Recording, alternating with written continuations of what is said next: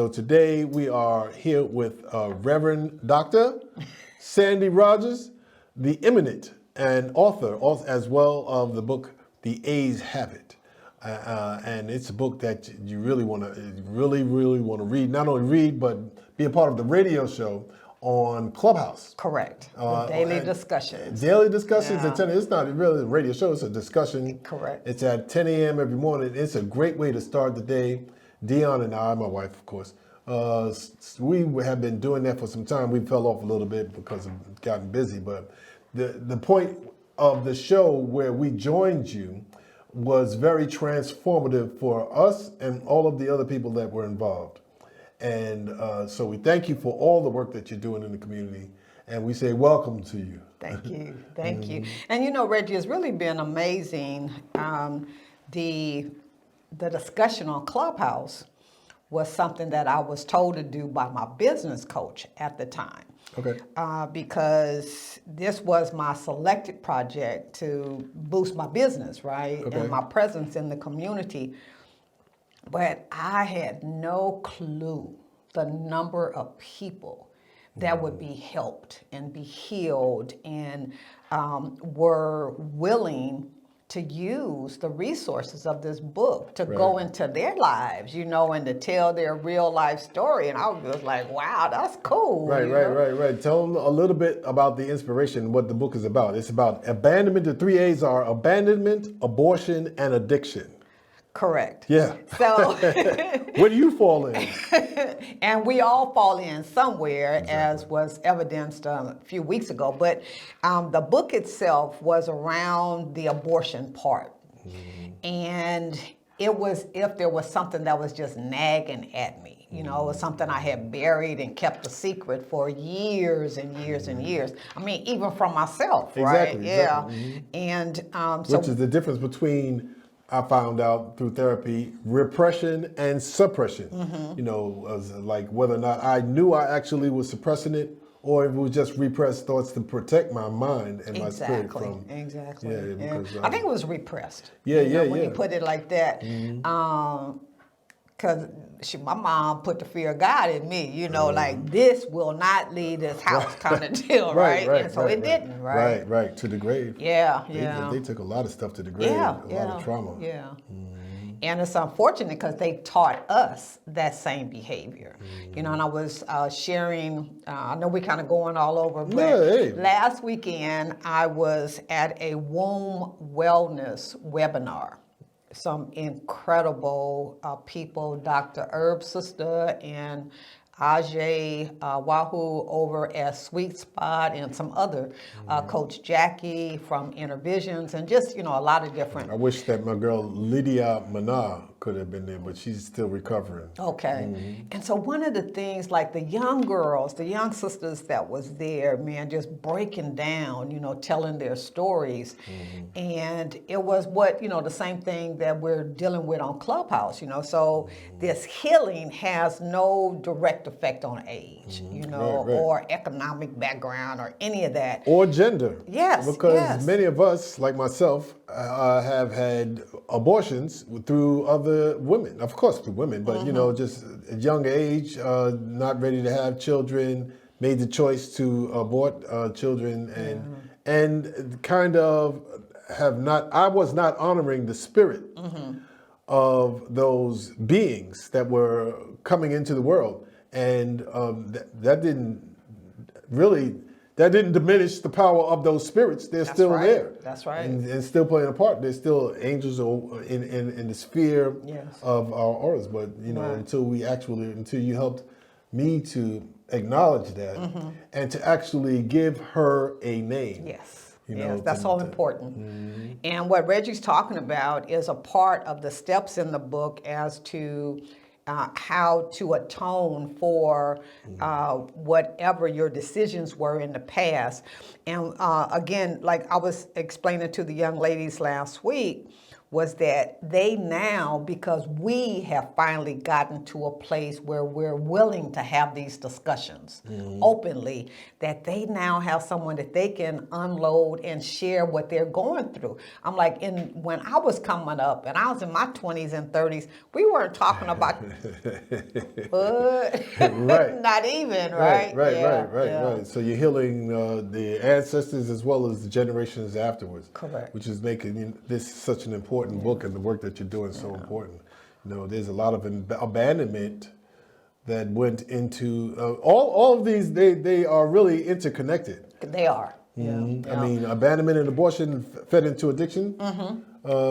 Because when either one that you're dealing with is shame and guilt and all of that, attached to who you are, and you hit up or smoke up or drink up or whatever to escape those feelings that are still there, and we haven't acknowledged why they're there, right? Right. You're messing around. You're doing a little healing right now. I'm going back. I'm like, I'm making some connections. You know, because I used, and I know that I always associated with what was going on externally in the world. You know, with the wars and the assassinations. Also, what was going on in the community with the drugs and the gangs, and then also what's going on in the house with the interpersonal relationships between parents and alcoholism and all of that. But I very rarely associated it with my own experiences around abortion and around feeling abandoned as a result of the stuff that was going on at the house. And having to leave and go hang out in the streets Feel end whole, up right, and then end up in the addictions. And just to look at it though, where we are, and we really feel, at least I feel, elevated, in this consciousness where I can write and have discussions around these topics. Our parents didn't have that. They, like you say, they took that stuff to the grave with them for the most part, right? And so just think of what then their parents must have gone through, and how these controlling behaviors that were taught to us, insisted upon us, how we had to deal with that, and we were never able to really be our authentic self. Right, which is what your mission and your purpose seems to be, is helping us to be authentic. Yes, sir. Would you consider that to be part of your journey? Yes. All right. Yes. And you're doing it through writing and through media, and so where do you want to go? What do you want to do? What do you see as something that would satisfy you as an outcome in 10 years? That's a great question, because I'm not sure what that is. I know that as I'm doing what I'm doing from this space of love, that I'm being elevated, and it just keeps going. So recently, I filmed my season 1 of my talk show. Okay. That will be featured on Black On Demand TV network. And it's called the Sandy Rogers, the Sandy Rogers Show. And so taking that same message, authentic voices, authentic transformations, being whole, healing your past and resolving those traumas and those issues so that we can come out, right? We can be who we truly, truly are, who we were meant to be.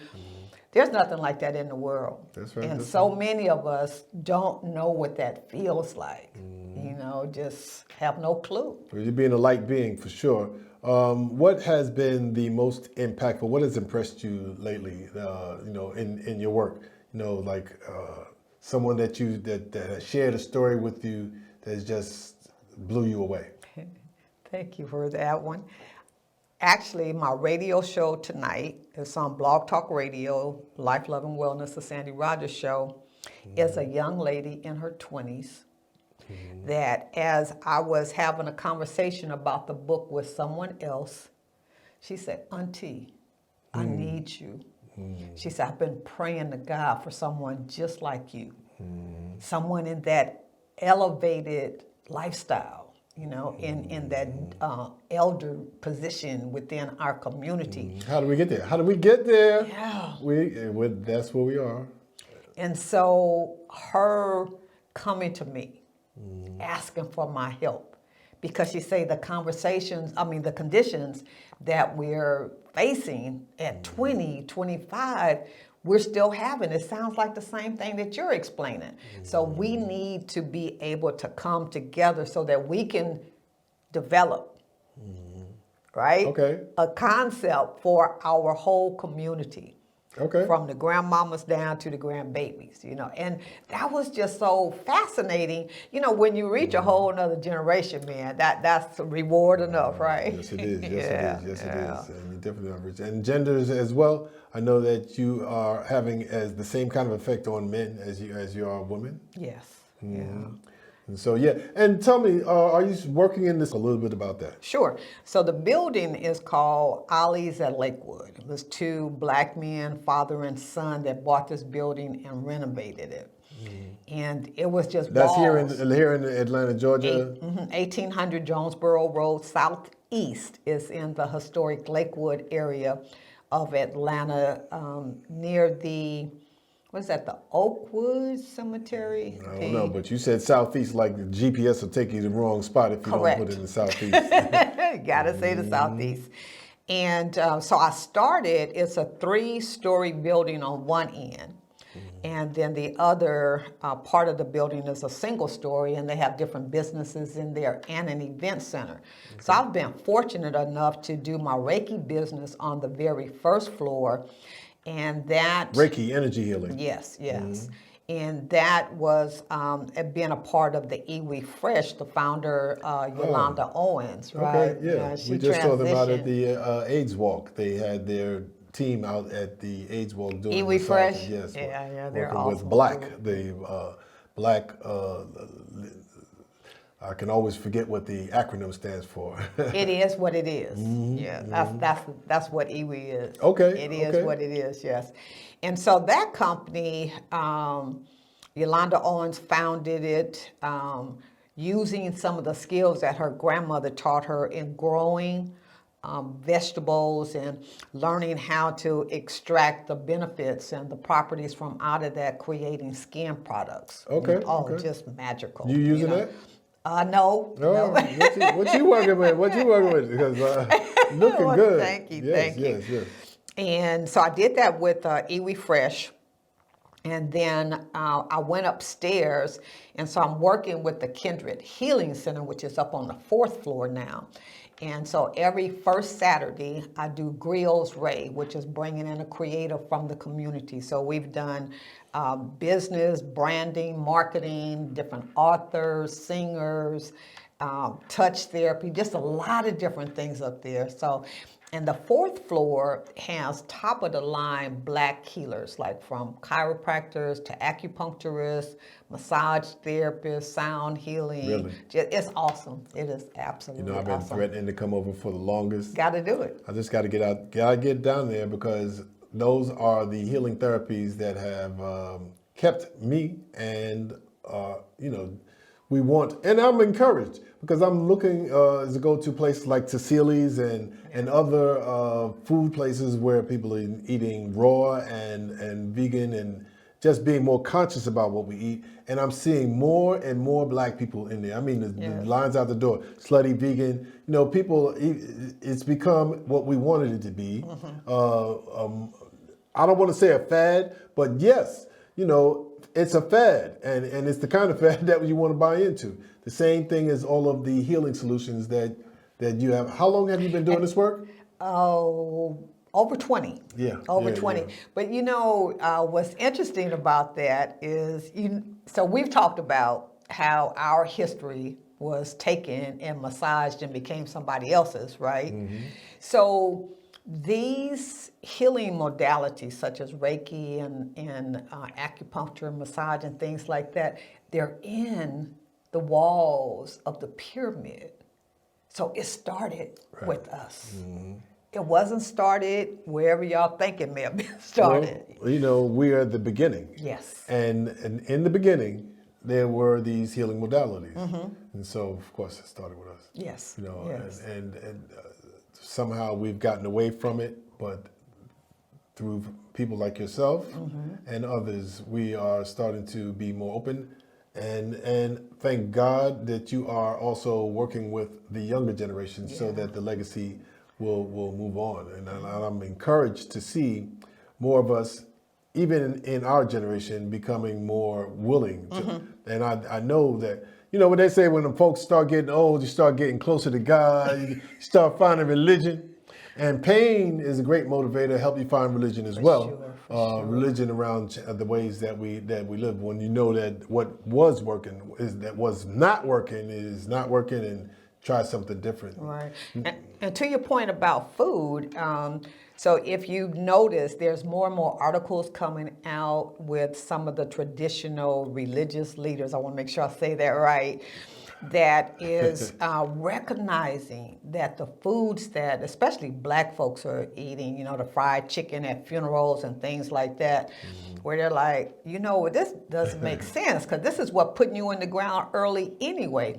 So they're adopting like growing gardens at the churches, you know, on their property and things like that. So I'm really encouraged by that. I'm a master gardener, and that is one of the things.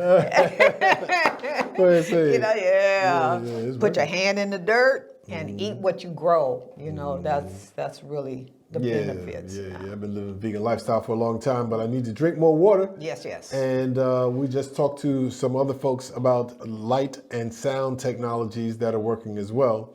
But there's a lot to be said about cleansing the aura as it pertains to our emotions and our spiritual. And so the things that kind of keep our chakras stuck are the things like abandonment, abortion, and addiction. And addiction comes in so many different ways. You know, we could be addicted to sugar. Yes. You know, addicted to drugs, addicted to codependent behaviors and things of that nature. Yeah. And so the work that you're doing around Reiki and energy, as well as the work that you're doing in the community to help people to be more authentic and to maybe do a little bit more introspection into our emotional states and beings is a healing. So you are more than a light being. You are most certainly the light. My queen. She's my queen. Yes, and you know, I'm inspired by you, and we do what we do in admiration of you. And I just wanted to make sure that we got you in so that we can share what you're doing. So before we go, the book, the Blog Talk Radio show, the tell us everywhere that people can find you and where they need to find you and where they need to be. All right. So I am. Let's see. Where will we start? I'm on social media. I'm on Instagram at Rev Sandy Rogers. I'm on Facebook under Sandy Rogers, Life, Love, and Wellness, and God's Groceries. Those are a couple of my groups. I am on Blog Talk Radio every Tuesday night, 9 p.m. Eastern Time for 90 minutes. And that's blogtalkradio.com/Sandy Rogers. That's SandyRodgers. Will be on Black On Demand TV network, and that is coming later this fall. Congratulations. Thanks. All right. And it's the Sandy Rogers Show. And you can find me on Amazon. I have more than 20 titles on Amazon. This happens to be the latest one. That's exactly A's right. have it. That's and exactly I'm very right. proud of this book. And not so much that because of its popularity, as it is what it took for me to write it. The courage, the bravery, the transparency. Exactly. Yeah, because I had hid it, man, you know, like 40, 50 years, it was kept in the dark. That's right. And to know that this little book here is healing so many people within our community. And from this, my life has just been going up and up and up. And so I'm so proud of this work. You can find me on Clubhouse Monday through Friday, 9 a.m. to 10:30 a.m. And the house is called Authentic Voices. And so you need a whole show for your attributions. You are prolific. And we are, just in awe of the energy that you have and that you're sharing, the generosity and sharing your time and your energy with the world. Thank you. You could be doing anything, but you choose to work with us and the communities. And we are grateful. So thank you for joining us. Thank you. I have to ask you before you go, what's right with you? Everything. Everything? I'm excited. Everything. Everything. Oh, I'm not afraid to live. I'm not afraid to try new methodologies, modalities that people introduce to me, because we've been sidetracked and bullwinkled and Bamboozled. Led astray.